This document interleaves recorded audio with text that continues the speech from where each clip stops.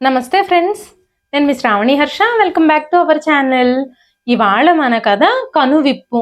కథని చివరి వరకు వినండి. నచ్చితే కనుక ఖచ్చితంగా తప్పకుండా ఒక్క లైక్ చేయండి. ఈ కథ పైన మీ విలువైన స్పందనని కామెంట్ రూపంలో మాకు తెలియజేయండి.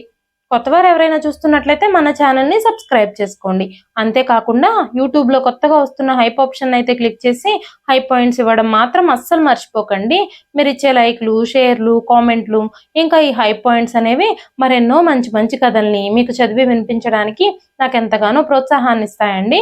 మరైతే ఇప్పుడు మనము కథలోకి వెళ్ళిపోదాము.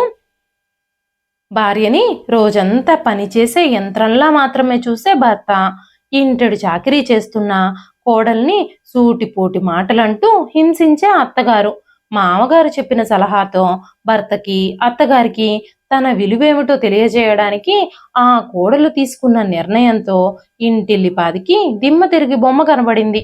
తన కుటుంబ సభ్యులకు బుద్ధి చెప్పడానికి ఆ కోడలు ఎలాంటి నిర్ణయం తీసుకుందో ఈ కథలో మనం విందామండి. ఆ రోజు కూడా యథావిధిగా ఉదయం 5 గంటలకి అలారం మోగింది.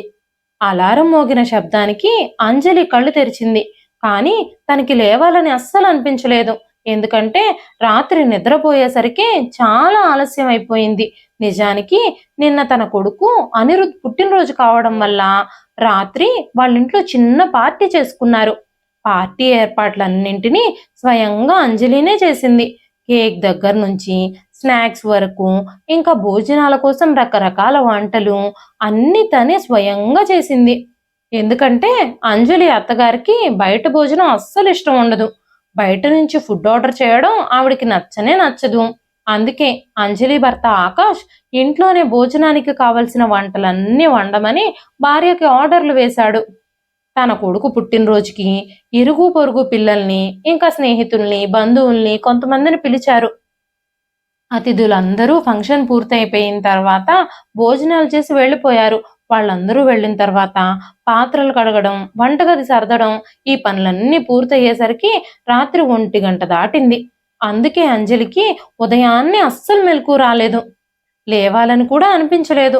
అలారాన్ని స్విచ్ ఆఫ్ చేసేసి పక్కకు తిరిగి మళ్ళీ పడుకుని నిద్రలోకి జారుకుంది అంజలి. కాసేపటి తర్వాత తను నిద్రలేచి చూసేసరికి గడియారం 6 చూపిస్తుంది.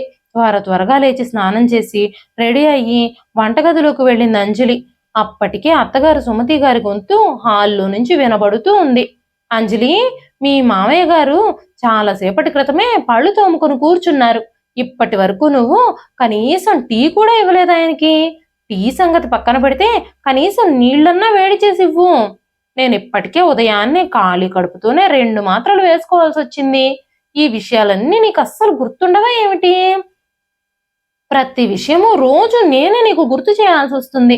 రోజు గుర్తు చేయించుకుంటావు అన్ని విషయాల్ని అని అరుస్తూ ఉండగానే అంజలి, అత్తయ్య గారు, నేను ఇప్పుడే మీకోసం వేడి నీళ్ళు తీసుకొస్తాను. మామయ్య గారికి ఆల్రెడీ వేడి నీళ్ళు ఇచ్చాను అంటూ గబగబా తీసుకొచ్చిచ్చింది. కాసేపు అత్తగారి మోకాళ్ళకి మసాజ్ చేసింది. వెంటనే సుమతి గారు అంజలితో, ఇప్పుడు ఇక టీ టిఫిన్ రెడీ చేయడంలో ఆలస్యం చేయొద్దు, త్వరగా సిద్ధం చేసేయి, ముందెళ్ళి నువ్వు టీ తీసుకురా అని చెప్పగానే అంజలి సరే అత్తయ్య గారు అని చెప్పి కిచెన్లోకి గబగబా వెళ్ళిపోయింది. వెంటనే గోపాలరావు గారు తన భార్యతో మాట్లాడుతూ, సుమతి, ఉదయాన్నే నీ కోడలి మీద అజమాయిషీలు చేయడం మొదలు పెట్టేశావా నువ్వు? పాపం అంజలి ఇంటి పనులన్నీ చాలా ఓపిగ్గా చేస్తుంది. ఉదయాన్నే లేచి ఆల్రెడీ తన పనిని ప్రారంభించింది. కనీసం తనకి ఏ పనిలోనూ నువ్వు సహాయం చెయ్యవు. కానీ నువ్వెప్పుడు తన పనుల్లో ఏదో ఒక లోపాన్ని వెతికి తిడుతూనే ఉంటావు అంటూ గోపాలరావు గారు అనగానే సుమతి గారు ఆయన వైపు కోపంగా చూశారు. మీరింక ఆపండి. కోడల్ని మీరు నెత్తి మీద పెట్టుకున్నట్టు నన్ను కూడా నెత్తి మీద పెట్టుకోమంటారా? ఇవన్నీ నా దగ్గర కుదరవు అంటూ ఆవిడ కోపంగా తన భర్తతో అంది. అంజలి వంటింట్లో అత్తగారి కోసం, మామగారి కోసం టీ రెడీ చేస్తుంది. అప్పుడే తన కొడుకు అనిరుద్ అక్కడికొచ్చి, అమ్మా, నీ పనులన్నీ తర్వాత ముందు నా పనులు చెయ్యి. నేను నా స్కూల్ యూనిఫామ్ కోసం, టై కోసం రూమ్ అంతా వెతికాను, కానీ అది దొరకలేదు అని చెప్పగానే అంజలి, బాబు అనిరుద్, నువ్వు స్కూల్ నుంచి వచ్చాక నీ వస్తువులన్నీ ఎందుకు జాగ్రత్తగా ఉంచుకోకూడదు? రోజు ఎవరో ఒకరు నీ పనులన్నీ చేయాలంటే ఎంత కష్టం అంటూ టై వెతకడం కోసం గదిలోకి వెళ్ళబోయింది. అంతలోనే బయట నుంచి పాలవాడి గొంతు గట్టిగా వినిపించింది. వెంటనే అంజలి గబగబా టై వెతికి అనిరుద్కిచ్చి కొడుకుని స్కూల్కి రెడీ అవ్వమని పంపించింది.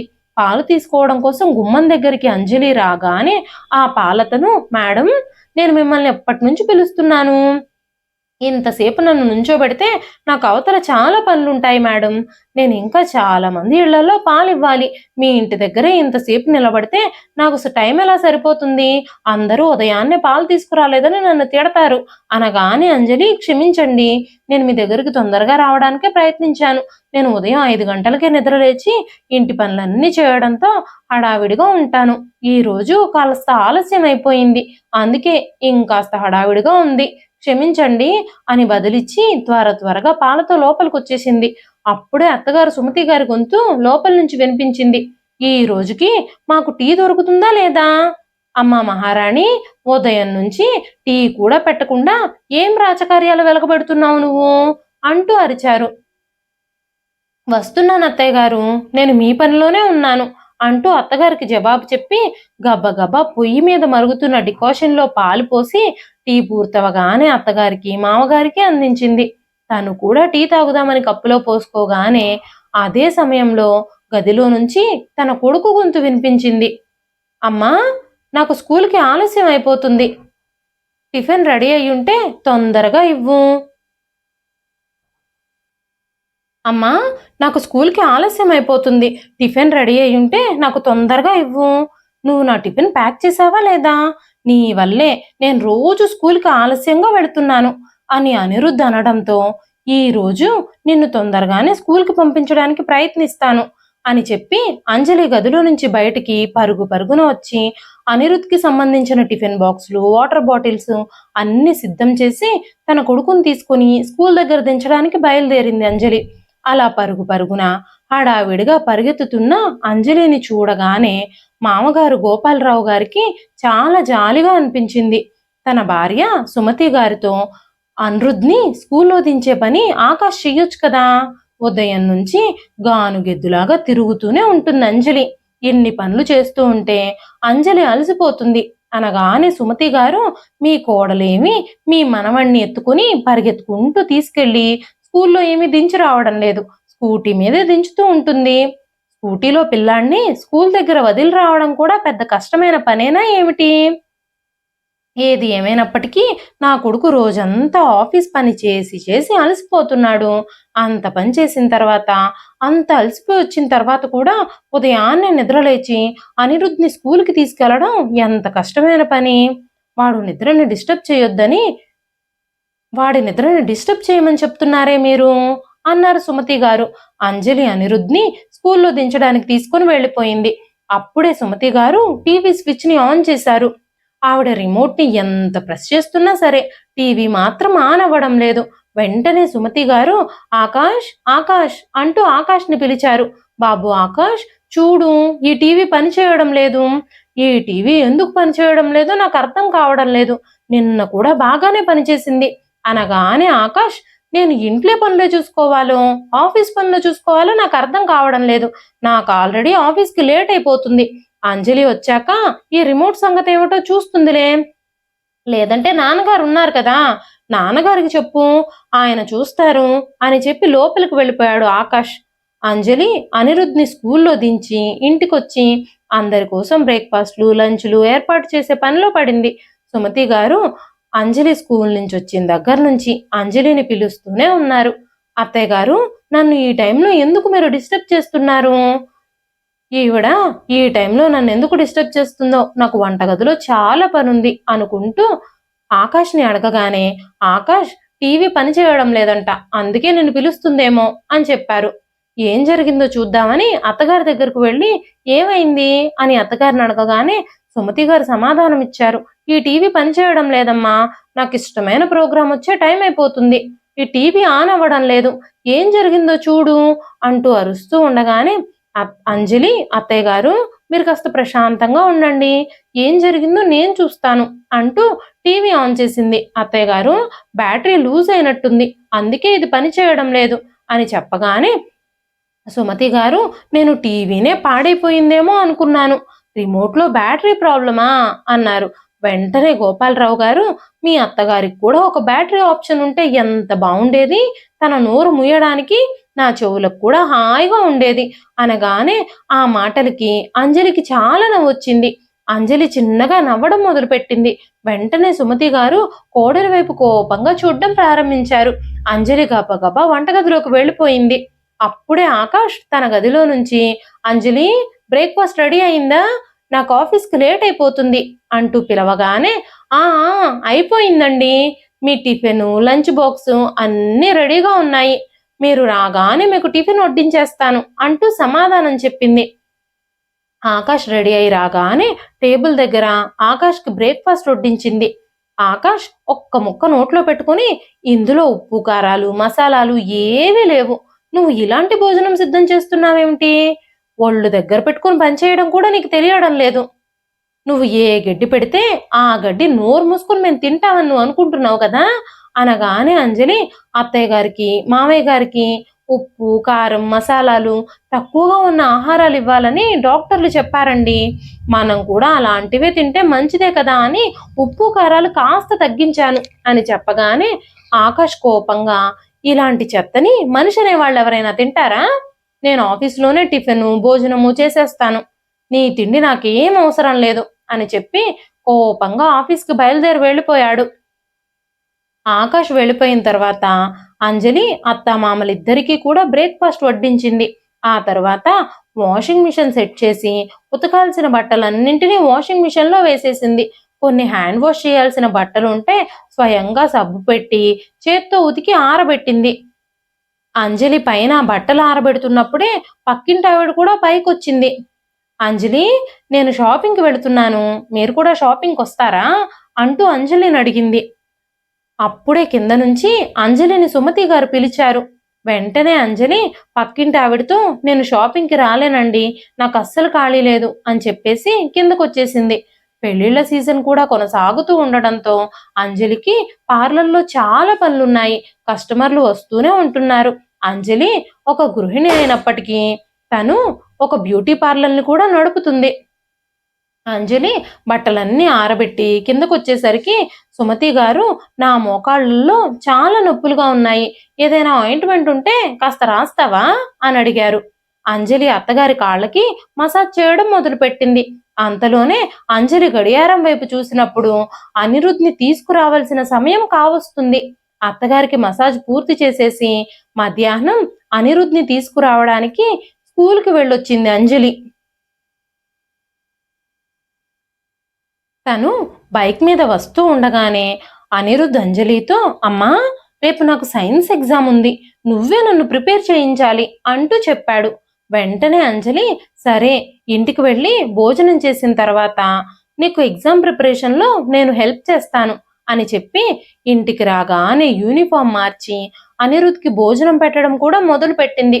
అప్పుడు అనిరుద్ అంజలితో, అమ్మా, నాకు ఈ కూరగాయలు అస్సలు ఇష్టం లేదు, నువ్వు నా కోసం పావు బాజీ చేసి పెడతావా అన్నాడు.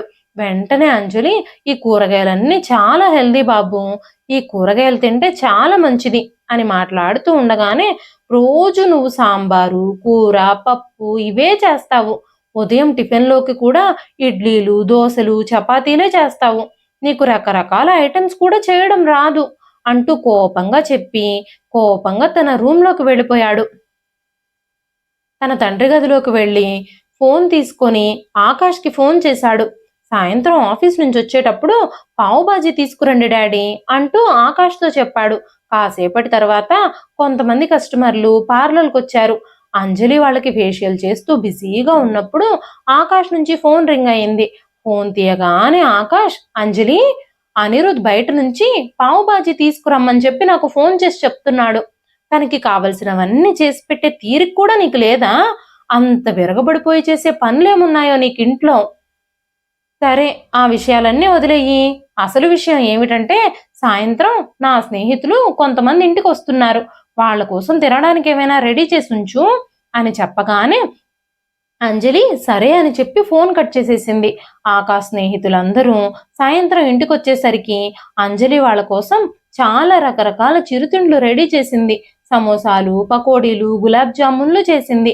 ఆకాష్ స్నేహితులందరూ వచ్చేసరికి అంజలి వేడివేడి సమోసాలు పకోడీలు రెడీ చేసి వాళ్ళ ఎదురుగా ప్లేట్లలో పెట్టింది. అందరూ స్నాక్స్ తింటూ సరదాగా మాట్లాడుకుంటూ ఉన్నారు. అందరితో మాట్లాడుతూ, ఆకాష్, ఈ రోజుల్లో ఖర్చులు బాగా పెరిగిపోయాయి. ఇల్లుని మేనేజ్ చేయడం చాలా కష్టమైపోతుంది అని మాట్లాడుతూ ఉండగానే ఆకాష్ స్నేహితులు అంజలిని చూస్తూ, నీకేంటి, నీ భార్య బ్యూటీ పార్లర్ నడుపుతూ ఇంటి ఖర్చులకి నీకు సహాయం చేస్తుంది కదా, పార్లర్లో కూడా బాగానే డబ్బులు సంపాదిస్తూ ఉంటారు కదా ఆడవాళ్ళు అనగానే, మేకప్ చేయడం, ఐబ్రోస్ చేయడం ఇలాంటివన్నీ చేసి ఇంటిని నడిపించడం సాధ్యమైన పనేనా? ఆడదాని సంపాదనతో ఇల్లు నడుస్తుందా ఏమిటి?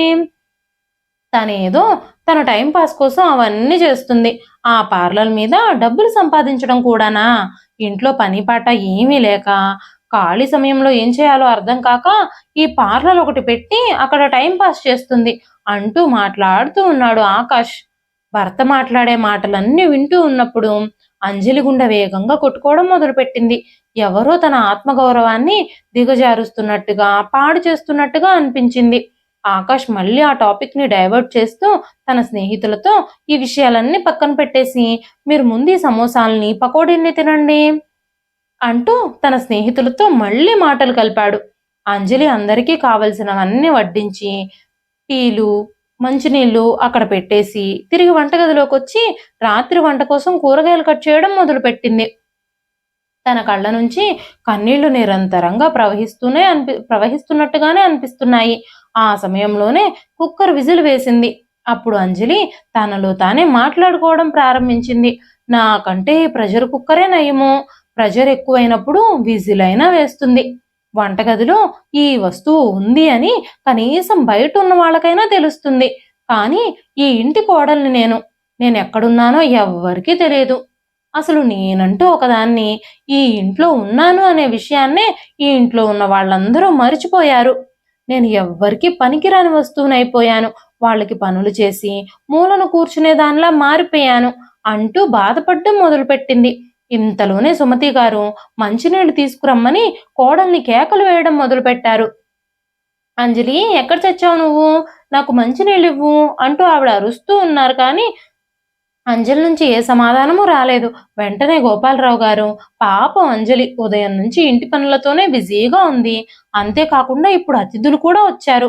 కాస్త నువ్వే వెళ్ళి ఆ మంచినీళ్ళు కూడా తెచ్చుకోలేవా అంటూ సుమతి గారి మీద అరిచి, నువ్వు లేచి వెళ్ళి మంచినీళ్లు తెచ్చుకోలేకపోతే నేనైనా తీసుకొస్తాను అంటూ గోపాలరావు గారు వంటగదిలోకి వెళ్లారు. అప్పుడే అంజలి కన్నీళ్లు పెట్టుకోవడం ఆయన చూశారు.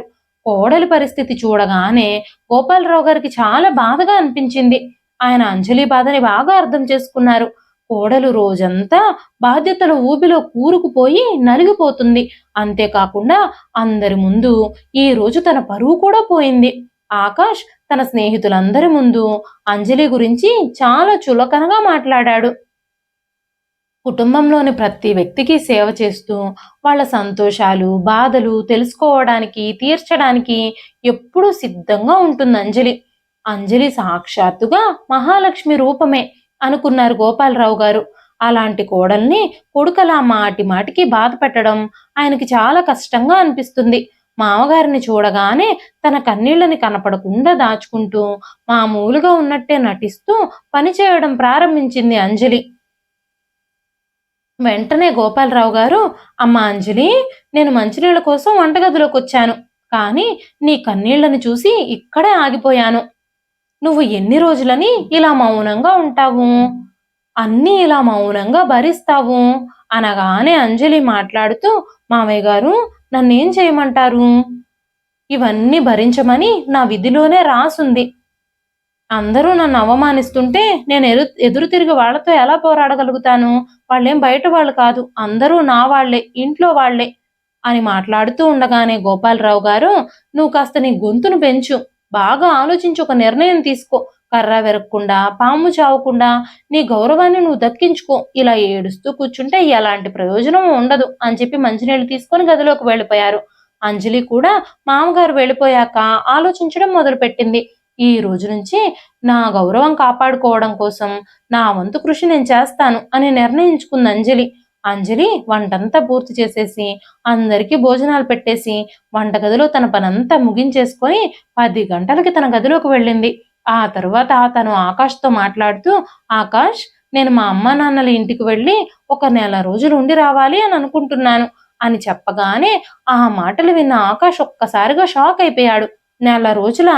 కానీ ఎందుకు అని అడగగానే అంజలి, నాకు బ్రేక్ కావాలి, నాకు బ్రేక్ తీసుకోవాలి అని అనిపిస్తుంది అన్నది. వెంటనే ఆకాష్ నవ్వుతూ, నీకు బ్రేక్ కావాలా? ఏమంత పరుగులు తీసి తీసి విరగబడిపోయి అలసిపోయావని నీకు బ్రేక్ కావాలి అని కోపంగా అడిగాడు. వెంటనే అంజలి కూడా కోపంగా, నువ్వు ఆఫీస్కి వెళ్ళి కష్టపడుతున్నందుకు నీకు వారానికి ఒకరోజు సెలవిస్తున్నారు కదా, నేను ఇంట్లో ఉండి ఆ సెలవు కూడా లేకుండా పనిచేస్తున్నాను కదా, అందుకే నేను బ్రేక్ తీసుకోవాలి అని అనుకుంటున్నాను. మా పుట్టింటికి వెళ్ళి కొద్ది రోజులు ప్రశాంతంగా గడపాలి అని అనుకుంటున్నాను. నా ఇష్టం వచ్చినట్టు తిరగాలి అని నేను అనుకుంటున్నాను. షాపింగ్ చేయాలి అని అనుకుంటున్నాను. ప్రశాంతంగా నిద్రపోవాలి అని అనుకుంటున్నాను. నేను ఏది కావాలంటే అది ఎలాంటి ఆంక్షలు లేకుండా చెయ్యాలి అని అనుకుంటున్నాను. ఉదయం అయిందని ఆరాట పడిపోకుండా ఇష్టం వచ్చినప్పుడు లేవాలనుకుంటున్నాను. ఇష్టం వచ్చినప్పుడు పడుకోవాలనుకుంటున్నాను అంటూ మాట్లాడుతూ ఉండగానే అంజలి కళ్ళల్లో నీళ్లు తిరిగాయి. నేనెందుకు బ్రేక్ తీసుకోకూడదు? చాలా రోజులుగా నేను అలసిపోయాను. ఉదయం నుంచి సాయంత్రం వరకు పని చేస్తూనే ఉన్నాను. నాకు ఈ పని నుంచి ఉపశమనం అవసరమే. అందరి సౌకర్యాలు నేనే చూసుకుంటూ ఉన్నాను. కనీసం ఏ ఒక్కరూ కూడా నన్ను తిన్నావా అని కూడా అడగరు. నేను స్వయంగా ఒక బ్యూటీ పార్లర్ని కూడా రన్ చేస్తున్నాను.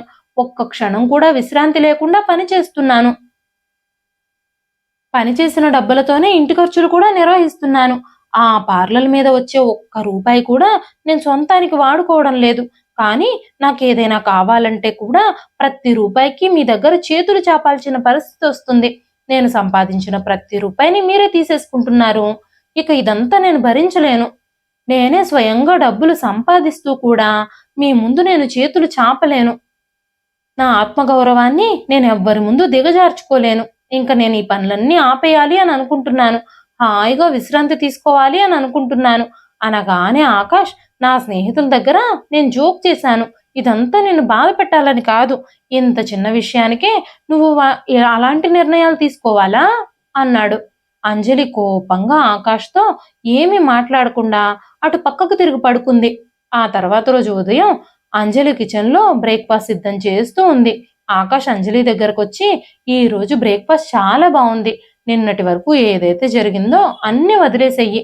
ఈ విషయాన్ని పెద్దది చేయొద్దు అంటూ ఏదో చెప్పబోయాడు. కానీ అంజలి కోపాన్ని చూసి ఆకాష్ మౌనంగా వెళ్ళిపోయాడు. తను ఏమీ మాట్లాడకుండా ఉండడమే మంచిది అని భావించి వంటగదిలో నుంచి మౌనంగా బయటకు వచ్చేసేసాడు ఆకాష్. బయటకొచ్చి అనిరుద్ధ్తో, అనిరుద్, తొందరగా టిఫిన్ చెయ్యి. నీ టిఫిన్ బాక్సు, లంచ్ బాక్సు తీసుకో. నేనే నిన్ను ఈ రోజు నుంచి స్కూల్లో దింపుతాను అన్నాడు ఆకాష్. వెంటనే అనిరుద్, అమ్మ దించుతుంది కదా అనగానే అంజలి బయటకొచ్చి, నేను ఈరోజు మా అమ్మ వాళ్ళ ఇంటికి వెళ్ళాలి అని అనుకుంటున్నాను.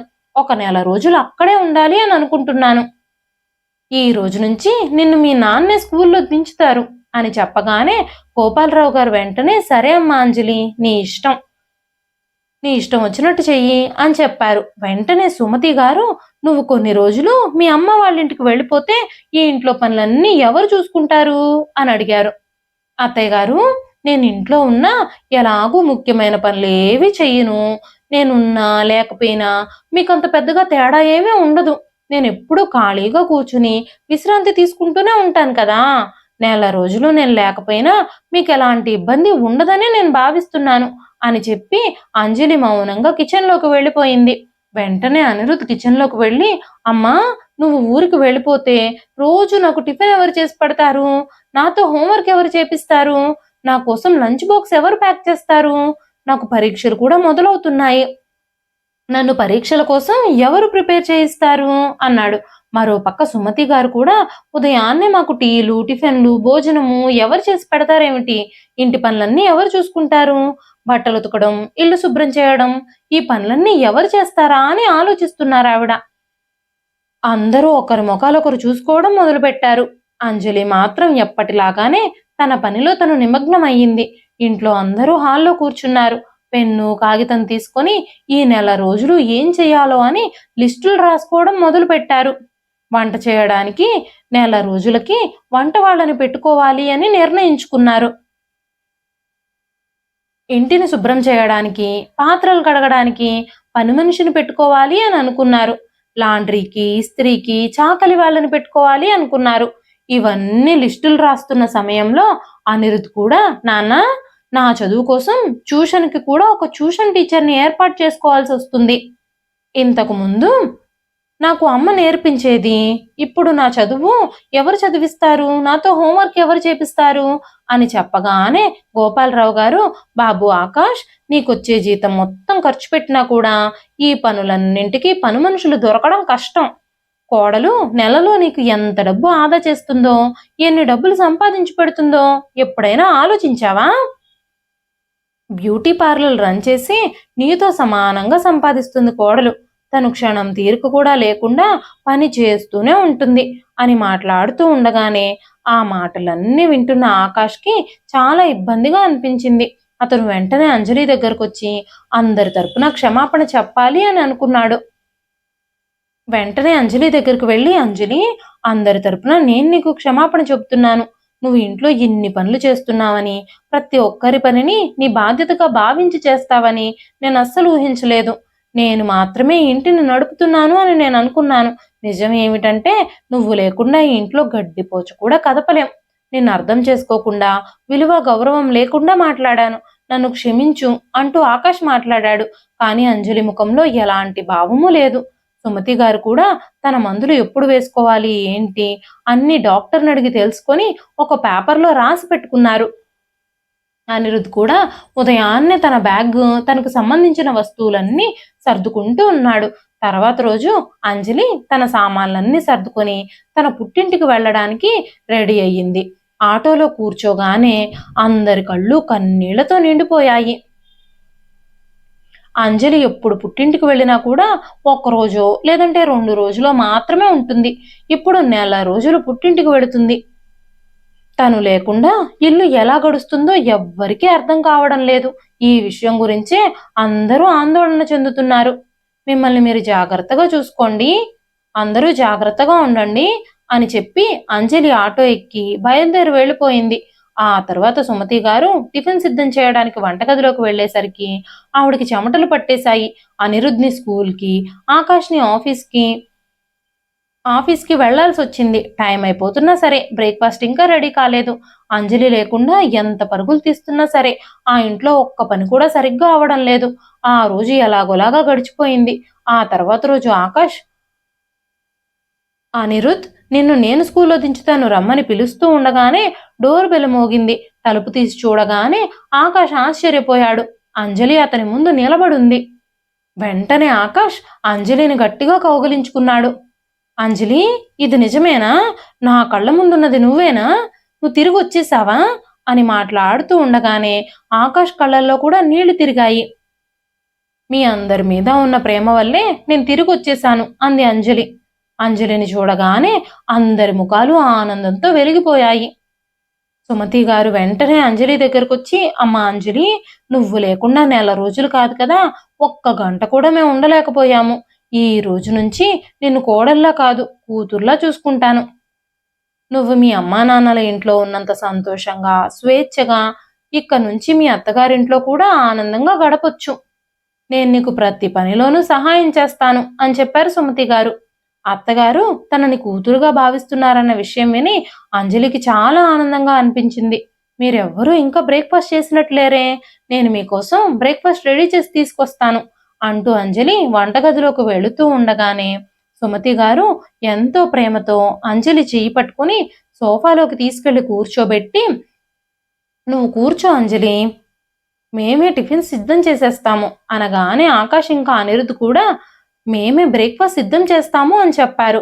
వెంటనే అంజలి, నేను చేస్తాను, మీరు ఆఫీస్కి, అనిరుద్ స్కూల్కి వెళ్ళాలి కదా అనగానే ఈ రోజు అనిరుద్కి స్కూల్ లేదు, నేను కూడా ఆఫీస్కి సెలవు పెట్టేశాను. నా జీవిత భాగస్వామి తిరిగి ఇంటికి వచ్చినందుకు నాకు చాలా సంతోషంగా ఉంది. రోజంతా నీకు సేవ చేస్తూ సంతోషంగా గడుపుతాను అంటూ ఉంటే, ఈ ఒక్కరోజు కూడా మాకు అవకాశం ఇవ్వకుండా నువ్వే పనులన్నీ చేసేస్తానంటున్నావు నువ్వేమో అన్నాడు ఆకాష్. భర్త మాటలకి అంజలి ఆనందంతో నవ్వడం మొదలుపెట్టింది. సోఫాలో కూర్చున్న గోపాలరావు గారు, నా ఆలోచన ఒక్క రోజులోనే పని చేస్తుంది చూసావా అంటూ అంజలి వైపు చూశారు. అంజలి, అందరిలోనూ మార్పు వచ్చింది చూసావా, ఎలా ఉంది నా ఐడియా అని ఆయన అనగానే, అవును మామయ్య గారు, మా పుట్టింటికి వెళ్ళాలన్న ఆలోచన ఆ రోజు మీరు నాకు ఇవ్వకుండా ఉండుంటే నా జీవితం అలాగే ఉండిపోయేది. ఈ రోజు ఆ ఒక్క ఆలోచనతోనే కర్ర విరగకుండా పాము చావకుండా ఈ ఇంట్లో అందరిలోనూ మార్పు తీసుకొచ్చాను. ఇదంతా మీ వల్లే సాధ్యమైంది అంటూ మనస్ఫూర్తిగా ఆనందంగా నవ్వింది అంజలి. ఇదండి ఈ రోజు కదా. తనని పని మనిషిగా కూడా లెక్క చేయకుండా ఇంట్లో పనులన్నీ చేసి ఒక మూలన పడి ఉండే వస్తువులా చూస్తున్న భర్తకి, అత్తగారికి కనువిప్పు కలగజేయడానికి అంజలి తీసుకున్న నిర్ణయం మీలో ఎంతమందికి నచ్చింది? కథ నచ్చితే ఒక లైక్ చేయండి. మరెన్నో ఇలాంటి ఇంట్రెస్టింగ్ కథల కోసం మన ఛానల్ని సబ్స్క్రైబ్ చేసుకోండి. చాలా మంది ఇళ్లల్లో గృహిణికి నిజంగానే ఎలాంటి గుర్తింపు ఉండదు. మన కష్టాన్ని అందరూ గుర్తించేలా చేయడం కూడా మన బాధ్యతే అవుతుంది. మీరేమంటారు? మీ విలువైన అభిప్రాయాలని కామెంట్ రూపంలో మాకు తెలియజేయండి. మరెన్నో ఇలాంటి ఇంట్రెస్టింగ్ కథల కోసం మన ఛానల్ని సబ్స్క్రైబ్ చేసుకోండి. మరొక మంచి కథతో మళ్ళీ కలుస్తానండి. అంతవరకు సెలవు. ఉంటానండి.